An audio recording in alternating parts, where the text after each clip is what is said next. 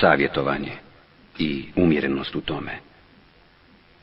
Ammar ibn Jasir, radijallahu anhu, navodi da je Allahov poslanik, sallallahu alejhi ve sellem, rekao: zaista, dužina imamovog namaza i kratkoća hudbe je znak njegove učenosti i razumijevanja, pa neka odulji namaz, a skrate hudbu. Hadis bilježi imam Muslim. Savjetovanje pretpostavljenih da budu blagi prema svojim podanicima.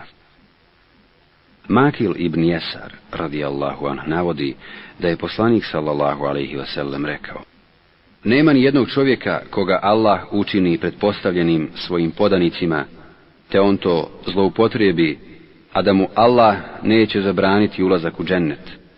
Hadis bilježe imami Buhari i Muslim.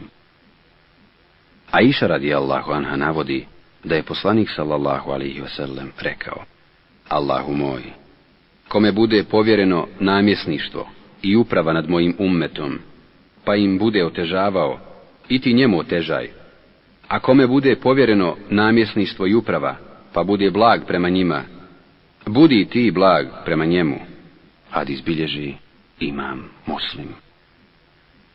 Prenosi se od Ebu Merijeme el-Ezdija, radijallahu anhu, da je rekao Muavi, radijallahu anhu: čuo sam Allahova poslanika, sallallahu alejhi ve sellem, kako kaže: kome Allah dadne namjesništvo nad muslimanima, pa bude nehajan prema njihovim potrebama, neimaštini i siromaštvu, Allah neće obraćati pažnju na njegove potrebe, neimaštinu i siromaštvo na sudnjem danu.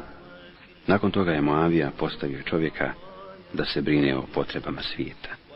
Hadis bilježe imami Ebu Davud i Tirmizi.